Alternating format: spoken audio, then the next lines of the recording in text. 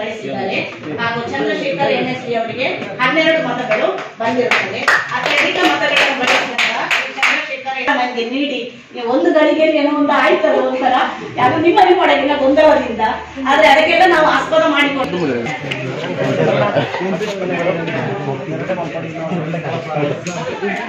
ಎಲ್ಲ ಸದಸ್ಯರಿಗೂ ಕೂಡ ವಿಶೇಷವಾದ ಅಭಿನಂದನೆಗಳು.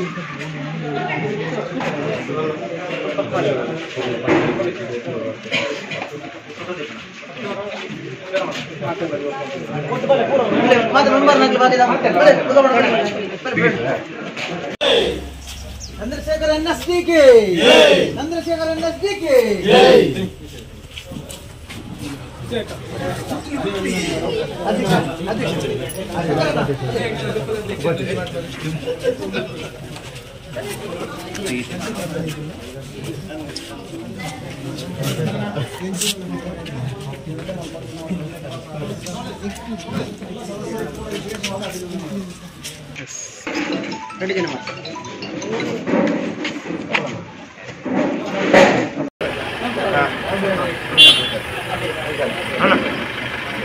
ಹಿಂಗೆಲ್ಲ ಬನ್ನೂರ್ದಾಗ ಚೂರು ಲೇಟ್ ಬನ್ನೂರ್ದ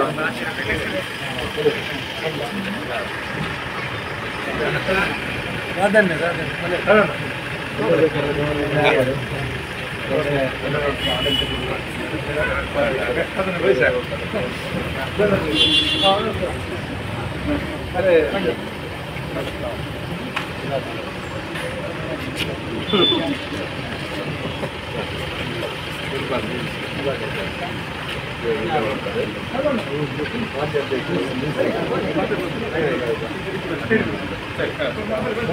ಮೆಂಬರ್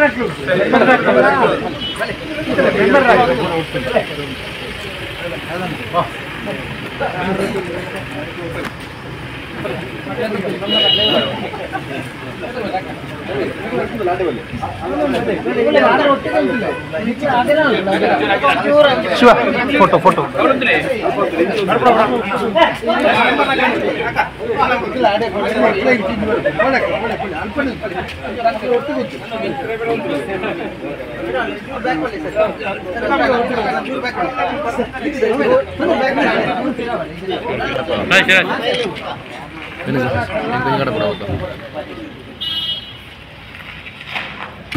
पूरा ಒಂದು ಇಂದು ಮಾಡ್ಕೊಳ್ಳೆ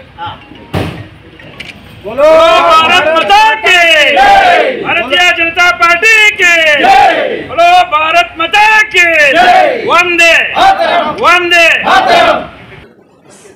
ಮುಂಡೂರು ಗ್ರಾಮ ಪಂಚಾಯತಿನ ನೂತನ ಅಧ್ಯಕ್ಷರಾಗಿ ಆಯ್ಕೆಯಾಗಿದ್ದೇನೆ. ನನ್ನ ಹೆಸರು ಚಂದ್ರಶೇಖರ್ NSD. ನಾನು ಈಗ 2.5 ವರ್ಷ ಮುಗಿದೀಗ ಇನ್ನು ಮುಂದಿನ 30 ತಿಂಗಳ ಅವಧಿಗಾಗಿ ಅಧ್ಯಕ್ಷನಾಗಿ ಆಯ್ಕೆಯಾಗಿದ್ದೇನೆ. ಆದರೆ ಇಲ್ಲಿ ನಮ್ಮ ಈ ಒಂದು ಪ್ರದೇಶದಲ್ಲಿ ಎಲ್ಲ ಮೀನು ಹಿಡಿಯಲಿಕ್ಕೆ ಗಾಲವನ್ನು ಹಾಕಿದ್ದಾರೆ. ಆದರೆ ಇಲ್ಲಿ ಈ ಮೀನು ಎರೆಹುಳುವನ್ನು ತಿನ್ನುವಂಥ ಮೀನುಗಳು ಇಲ್ಲಿಲ್ಲ, ಸಿಗಲಿಲ್ಲ. ಹಾಗಾಗಿ ಯಾವ ಸದಸ್ಯರು ಕೂಡ ಅವರಿಗೆ ಗಾಲ ಹಾಕುವಾಗ ಸಿಗಲಿಲ್ಲ. ಅಂದರೆ ಸಮುದ್ರ ಆಳವಾಗಿದ್ದ ಕಾರಣ ಇದು ಬಲೆ ಬೀಸಿದರೂ ಅದು ಸಿಗಲಿಲ್ಲ, ಇಲ್ಲಿ ಸಿಗುವಂಥ ಮೀನುಗಳು ಇಲ್ಲ. ಹಾಗಾಗಿ ಮತ್ತು ನಾನು ಗ್ರಾಮೀಣ ಈ ಅಭಿವೃದ್ಧಿಗಾಗಿ ನಾನು ಭ್ರಷ್ಟಾಚಾರ ರಹಿತವಾಗಿ ಆಡಳಿತ ನಡೆಸಲಿಕ್ಕೆ ಶ್ರಮ ಪಡ್ತೇನೆ. ಹಾಗೆ ಎಲ್ಲರ ಈ ಒಂದು ಪ್ರದೇಶದಲ್ಲಿ ಎಲ್ಲ ಬಡವರಿಗೆ ಎಲ್ಲರ ಸಹಕಾರವನ್ನು ನಾನು ಎಲ್ಲರೂ ಈ ಗ್ರಾಮೀಣ ಅಭಿವೃದ್ಧಿಯಲ್ಲಿ ಎಲ್ಲರೂ ತಮ್ಮೊಂದಿಗೆ ಜಾತಿ ಮತ ಭೇದ ಪಕ್ಷಭೇದ ಎಲ್ಲವನ್ನು ಮರೆತು ಎಲ್ಲರೂ ಒಗ್ಗಟ್ಟಾಗಿ ಪ್ರೀತಿ ವಿಶ್ವಾಸದಿಂದ ನಮ್ಮ ಇಲ್ಲಿ ಈ ಗ್ರಾಮ ಪಂಚಾಯತಿನ ಆಡಳಿತೆಯಲ್ಲಿ ಕೈ ಜೋಡಿಸಬೇಕು ಎಲ್ಲ ಗೌರವಾನ್ವಿತ ಸದಸ್ಯರುಗಳು ಅಂತ ಹೇಳಿಕೊಂಡು ಇನ್ನು ಮುಂದೆ ಕೂಡ ಎಲ್ಲರ ಸಹಕಾರವನ್ನು ಊರಿನವರದ್ದು ಗ್ರಾಮೀಣ ಪ್ರದೇಶ ಜನರದ್ದು ಎಲ್ಲರೂ ಇಲ್ಲಿ ನಮ್ಮ ಈ ಆಡಳಿತ ಈ ಪಂಚಾಯತಿನಲ್ಲಿ ಇನ್ನು ಈ ಬಡವರು ಬಂದು ಇಲ್ಲಿ ಕಾಯುವಂಥ ಪರಿಸ್ಥಿತಿ ಇರಬಾರ್ದು. ಆದಷ್ಟು ಇಲ್ಲಿ ಕೆಲಸಗಳನ್ನೆಲ್ಲ ಬೇಗ ನಡೆಸಿಕೊಡಬೇಕಂತೇಳಿ ನಾನು ನನ್ನ ಈ ಮಾತನ್ನು ನಿಲ್ಲಿಸ್ತೇನೆ. ಜೈ ಹಿಂದ್, ಜೈ ಕರ್ನಾಟಕ. ನಾನು ಪ್ರಥಮ ಬಾರಿಗೆ ಉಪಾಧ್ಯಕ್ಷರಾಗಿ ಆಯ್ಕೆಯಾಗಿರುತ್ತೇನೆ. ಹಾಗೆ ಇಷ್ಟು ತನಕ ಅಧ್ಯಕ್ಷರಿಗೆ ಉಪಾಧ್ಯಕ್ಷರಿಗೆ ಸರ್ವ ಸದಸ್ಯರು ಯಾವ ರೀತಿ ಸಹಕರಿಸಿದ್ರು ಅದೇ ರೀತಿ ಸಹಕರಿಸಬೇಕು. ಹಾಗೆ ಅಭಿವೃದ್ಧಿ ಕಾರ್ಯದಲ್ಲಿ ನಾನು ತೊಡಗಿಸಿಕೊಳ್ಳುತ್ತೇನೆ ಅಂತ ಹೇಳುತ್ತಾ ನನ್ನೊಂದು ಮಾತುಗಳನ್ನು.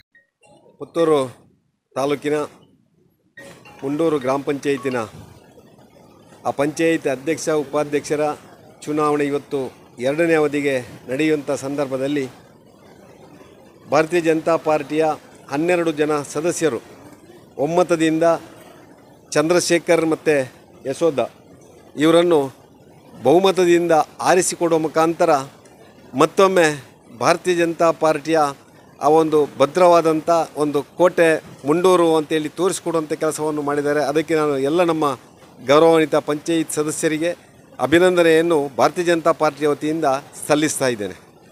ಇವತ್ತು ವಿಶೇಷವಾಗಿ ಚಂದ್ರಶೇಖರ್ ಅವರೊಬ್ಬ ನಿವೃತ್ತ ಅಧ್ಯಾಪಕ, ಯಶೋಧಕ್ಕ ಒಬ್ಬರು ಗೃಹಿಣಿ. ಚಂದ್ರಶೇಖರ್ ಮತ್ತು ಯಶೋಧಕ್ಕ ಇವರ ನೇತೃತ್ವದಲ್ಲಿ ಮುಂದಿನ 2.5 ವರ್ಷದಲ್ಲಿ ಇವತ್ತು ಮುಂಡೂರಿನ ಸರ್ವಾಂಗೀಣ ಅಭಿವೃದ್ಧಿಗೆ ಇವತ್ತು ಮೂಲಭೂತ ಸೌಲಭ್ಯಗಳಿರ್ಬೋದು, ವಸತಿ ರೈತರಿಗೆ ವಸತಿ ಕೊಡುವಂಥದ್ದಿರ್ಬೋದು, ನಿವೇಶನ ರೈತರಿಗೆ ನಿವೇಶನ ಕೊಡುವಂಥದ್ದಿರ್ಬೋದು, ಇವತ್ತು ಸಮಾಜದ ಕಟ್ಟಕಡೆಯ ವ್ಯಕ್ತಿಗೆ ಏನೇನು ಸವಲತ್ತನ್ನು ಕೊಡಬೇಕು, ಕುವೆಂಪು ಹೇಳಿದಾಗೆ ಸರ್ವರಿಗೆ ಸಮಬಾಳು ಸರ್ವರಿಗೆ ಸಮಪಾಲು ಎನ್ನುವ ನೆಲೆಯಲ್ಲಿ ಆ ಒಂದು ಆಡಳಿತವನ್ನು ನೀಡಲಿಕ್ಕೆ ಅವರು ಬದ್ಧರಾಗಿದ್ದಾರೆ. ಅದಕ್ಕೂ ಮುಖ್ಯವಾಗಿ ಆ ಭ್ರಷ್ಟಾಚಾರ ಮುಕ್ತವಾದಂಥ ಒಂದು ವ್ಯವಸ್ಥೆಯನ್ನು ಕೂಡ ಪಂಚಾಯತಲ್ಲಿ ತರಲಿಕ್ಕೆ ಚಂದ್ರಶೇಖರ್ ಬದ್ಧರಾಗಿದ್ದಾರೆ ಅಂತ ಹೇಳ್ತಾ ಎಲ್ಲ ನಮ್ಮ 12 ಜನ ಸದಸ್ಯರು ಇವತ್ತು ಒಮ್ಮತದಿಂದ ಈ ಒಂದು ಆಯ್ಕೆ ಮಾಡುವ ಮುಖಾಂತರ ಇಡೀ ದಕ್ಷಿಣ ಕನ್ನಡ ಜಿಲ್ಲೆಗೆ ಮುಂಡೂರು ಗ್ರಾಮ ಪಂಚಾಯಿತಿಯಿಂದ ಭಾರತೀಯ ಜನತಾ ಪಾರ್ಟಿ ಒಳ್ಳೆಯ ಒಂದು ಸಂದೇಶವನ್ನು ಕೊಟ್ಟಿದೆ ಅಂತ ಹೇಳಲಿಕ್ಕೆ ನಾನು ಸಂತೋಷ ಪಡ್ತಾ ಇದ್ದೇನೆ. ಅದರಲ್ಲಿ ವಿಶೇಷವಾಗಿ ಇವತ್ತು ಬನ್ನೂರು ಗ್ರಾಮ ಪಂಚಾಯತ್ ಚುನಾವಣೆ ನಡೀತಿದೆ. ಅಲ್ಲಿ 13 ಭಾರತೀಯ ಜನತಾ ಪಾರ್ಟಿ ಸದಸ್ಯರಿರುವಂಥ ಒಂದು ಪಂಚಾಯತ್. ಸರ್ವಾನುಮತದಿಂದ 13 ಜನ ಭಾರತೀಯ ಜನತಾ ಪಾರ್ಟಿಯ ಸದಸ್ಯರು ಅಲ್ಲಿ ಅಧ್ಯಕ್ಷ ಉಪಾಧ್ಯಕ್ಷರನ್ನು ಆಯ್ಕೆ ಮಾಡುವ ಮುಖಾಂತರ ಸ್ಮಿತಾ ಮತ್ತು ಡಿಕೆಯ ಕುಲಾಲ್ ಇವರನ್ನು ಆಯ್ಕೆ ಮಾಡುವ ಮುಖಾಂತರ ಅಲ್ಲಿ ಕೂಡ ಇವತ್ತು ನಮ್ಮ ಪಂಚಾಯತ್ ಸದಸ್ಯರು ಯಾವುದೇ ಅಭಿಪ್ರಾಯ ಭೇದಗಳಿಲ್ಲ, ಒಟ್ಟಾಗಿ ನಾವು ಗ್ರಾಮಾಭಿವೃದ್ಧಿ ಮಾಡ್ತೇವೆ ಅನ್ನುವಂಥ ಸಂದೇಶವನ್ನು ಕೊಟ್ಟಿದ್ದಾರೆ. ಹಾಗೆ ಒಟ್ಟು ಆ 2 ಪಂಚಾಯತಿನ ಎಲ್ಲ ನಮ್ಮ ಗೌರವಾನ್ವಿತ ಪಂಚಾಯತ್ ಸದಸ್ಯರಿಗೆ ಮತ್ತು ಭಾರತೀಯ ಜನತಾ ಪಾರ್ಟಿಯ ನಮ್ಮೆಲ್ಲ ನಾಯಕರಿಗೆ ಮತ್ತು ಕಾರ್ಯಕರ್ತರಿಗೆ ನಾನು ಅಭಿನಂದನೆಯನ್ನು ಸಲ್ಲಿಸ್ತಾ ಮುಂದಿನ ದಿನಗಳು ಬಹುಶಃ ಈ ಗ್ರಾಮಾಭಿವೃದ್ಧಿಗೆ ಒತ್ತು ಕೊಟ್ಟು ಎಲ್ಲ ನಮ್ಮ ಜನಪ್ರತಿನಿಧಿಗಳು ಒಳ್ಳೆಯ ಕೆಲಸವನ್ನು ಮಾಡಲಿ, ಅದಕ್ಕೆ ಮಹಾಲಿಂಗೇಶ್ವರ ಇನ್ನಷ್ಟು ಅವರಿಗೆ ಅನುಗ್ರಹವನ್ನು ಕರುಣಿಸಲಿ ಅಂತೇಳಿ ಹಾರೈಸ್ತಾ ಇದ್ದೇನೆ. ಮುಂಡೂರು ಗ್ರಾಮ ಪಂಚಾಯಿತಿಯಲ್ಲಿ ಈ ದಿವಸ ಭಾರತೀಯ ಜನತಾ ವತಿಯಿಂದ ಅಧ್ಯಕ್ಷ ಮತ್ತು ಉಪಾಧ್ಯಕ್ಷ ಇಬ್ಬರನ್ನು ಆಯ್ಕೆ ಆಗಿದ್ದಕ್ಕೆ ಎಲ್ಲ ಸದಸ್ಯರುಗಳಿಗೆ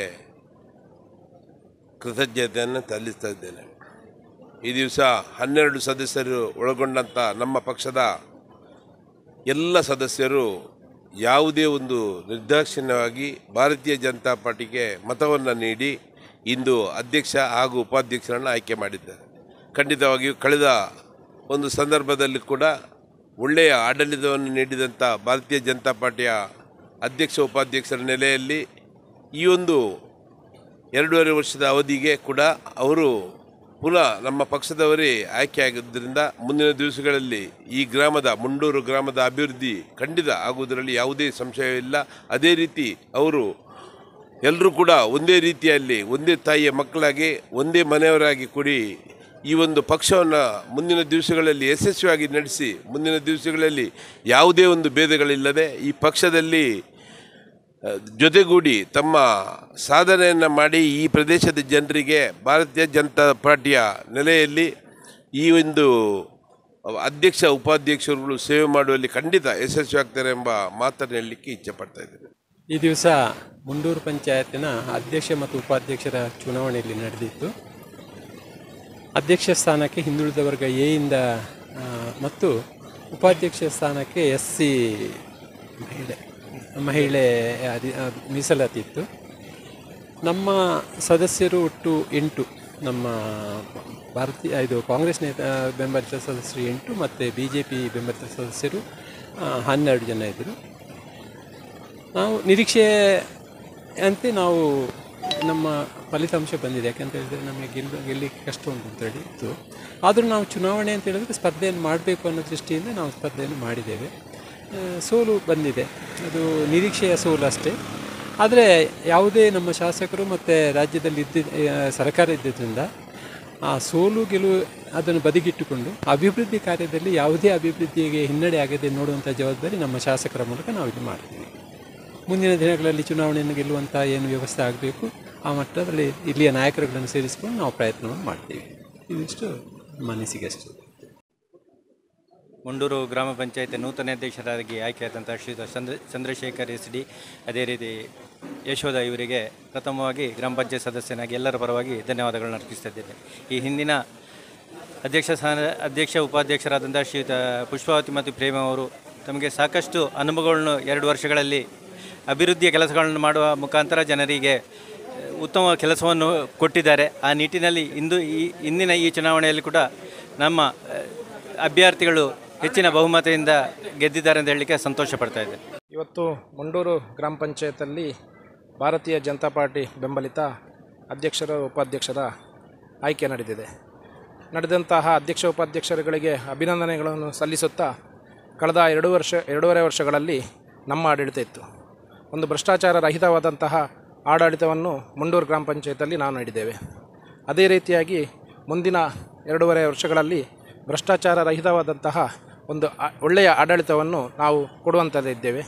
ಅದೇ ರೀತಿಯಾಗಿ ಇವತ್ತು ನಮ್ಮ ಪುತ್ತೂರು ಕ್ಷೇತ್ರದಾದ್ಯಂತ ಒಂದು ಬೇರೆ ರೀತಿಯ ಬೆಳವಣಿಗೆ ನಡೆದಿದೆ. ಅಂದರೆ ಎಲ್ಲ ನಮ್ಮ ಭಾರತೀಯ ಜನತಾ ಪಾರ್ಟಿಯ ಬೆಂಬಲಿತ ಸದಸ್ಯರು ಯಾರಿದ್ದಾರೆ ಅವರಿಗೆ ಆಮಿಷಗಳನ್ನು ಕೊಡುವಂಥ ಕೆಲಸವನ್ನು ಇಡೀ ನಮ್ಮ ಪುತ್ತೂರು ವಿಧಾನಸಭಾ ಕ್ಷೇತ್ರದಲ್ಲಿ ಮಾಡಿದ್ದಾರೆ. ಅವರಿಗೆ ಹಣ ಕೊಡುವಂಥದ್ದು ಅಥವಾ ಬೇರೆ ಬೇರೆ ರೀತಿಯಲ್ಲಿ ಸಿಮೆಂಟ್ ಕೊಡುವಂಥದ್ದು, ಈ ರೀತಿಯ ಕೆಲಸ ಕಾರ್ಯಗಳು ನಮ್ಮ ಪುತ್ತೂರು ಕ್ಷೇತ್ರದಾದ್ಯಂತ ನಡೆದಿದೆ. ಇದು ನಮ್ಮ ಪ್ರಜಾಪ್ರಭುತ್ವಕ್ಕೆ ವಿರುದ್ಧವಾದಂತಹ ವಿಚಾರ. ಯಾಕೆಂದರೆ ಇವತ್ತು ಏನು ಜನಪ್ರತಿನಿಧಿಗಳು ಹೇಳಿದ್ದಾರೆ ನಾವು ಭ್ರಷ್ಟಾಚಾರ ರಹಿತವಾಗಿ ಕೆಲಸ ಮಾಡ್ತೇವೆ ಅಂತ. ಆದರೆ ನಮ್ಮ ಈ ಜನಪ್ರತಿನಿಧಿಗಳಿಗೆ ಆಮಿಷ ಒಡ್ಡುವುದು ಭ್ರಷ್ಟಾಚಾರ ಅಲ್ಲವೇ? ಇದನ್ನು ನಾನು ಪ್ರಶ್ನೆ ಕೇಳ್ತಾ ಇದ್ದೇನೆ.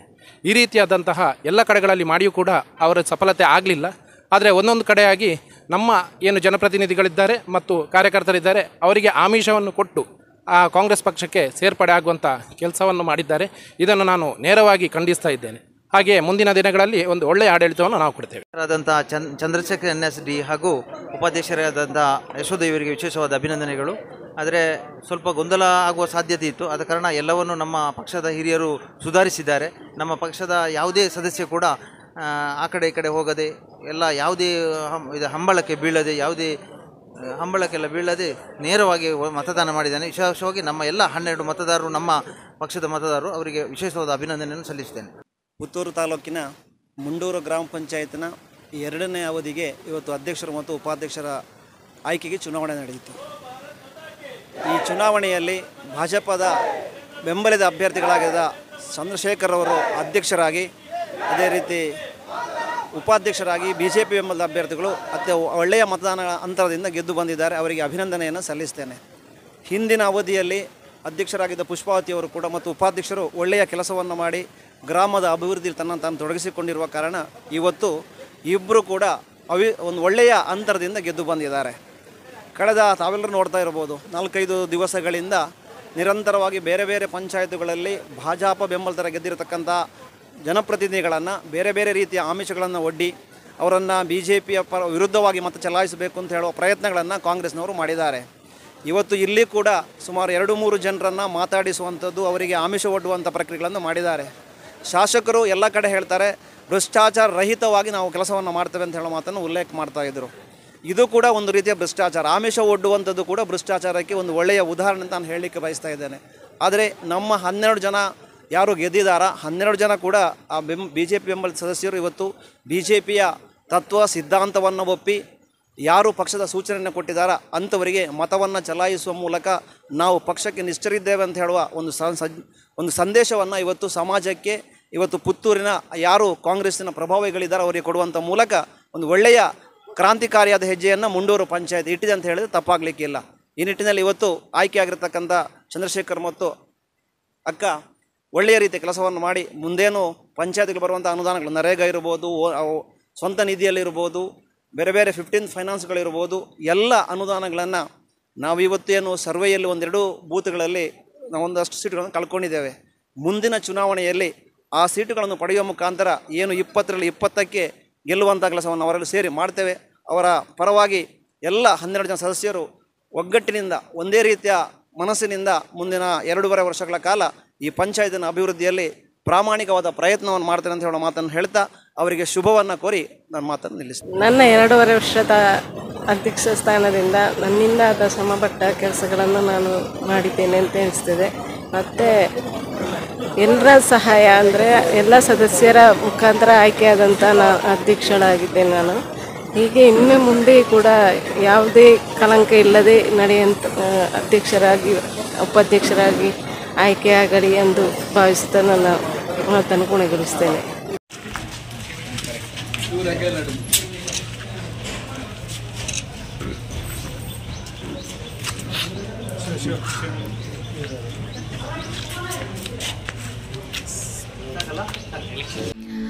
ಮಾನ್ಯ ಪೋಷಕರೇ, ಪರಿಣಾಮಕಾರಿ ಮಿಷನ್ ಇಂದ್ರಧನುಷ್ 5.0 ಅಭಿಯಾನ ದಕ್ಷಿಣ ಕನ್ನಡ ಜಿಲ್ಲೆಯಾದ್ಯಂತ 2023 ಆಗಸ್ಟ್ ತಿಂಗಳ 7ರಿಂದ 12ರವರೆಗೆ, 2023 ಸೆಪ್ಟೆಂಬರ್ ತಿಂಗಳ 11ರಿಂದ 16ರವರೆಗೆ ಮತ್ತು 2023 ಅಕ್ಟೋಬರ್ ತಿಂಗಳ 9ರಿಂದ 14ರವರೆಗೆ ನಡೆಯಲಿದೆ. ಎಲ್ಲ ಸರ್ಕಾರಿ ಆರೋಗ್ಯ ಕೇಂದ್ರ, ಉಪಕೇಂದ್ರ ಹಾಗೂ ಅಂಗನವಾಡಿಗಳಲ್ಲಿ ಲಸಿಕೆಯನ್ನ ಉಚಿತವಾಗಿ ನೀಡಲಾಗುವುದು. ಆದುದರಿಂದ ತಪ್ಪಿದ ಪ್ರತಿ ಡೋಸ್ ಲಸಿಕೆ ತೆಗೆದುಕೊಳ್ಳಲಾಗಿದೆ ಎಂದು ಖಚಿತಪಡಿಸಿಕೊಳ್ಳಿ. ನಿಮ್ಮ ಮಗುವನ್ನ ರೋಗಗಳಿಂದ ದೂರವಿಡಲು ಇಂದೇ ನಿಮ್ಮ ಮಗುವಿನ ಲಸಿಕೆಯನ್ನ ಪೂರ್ಣಗೊಳಿಸಿ ದಡರ ರುಬೆಲ್ಲಾ ನಿರ್ಮೂಲನೆಗೆ ನಮ್ಮೊಂದಿಗೆ ಕೈಜೋಡಿಸಿ. ಪ್ರಕಟಣೆ ರಾಷ್ಟ್ರೀಯ ಆರೋಗ್ಯ ಅಭಿಯಾನ, ಜಿಲ್ಲಾ ಆರೋಗ್ಯ ಮತ್ತು ಕುಟುಂಬ ಕಲ್ಯಾಣ ಇಲಾಖೆ, ದಕ್ಷಿಣ ಕನ್ನಡ ಜಿಲ್ಲೆ. ಸುದ್ದಿ ಚಾನಲ್, ಕ್ಷಣ ಕ್ಷಣದ ಸುದ್ದಿಗಾಗಿ.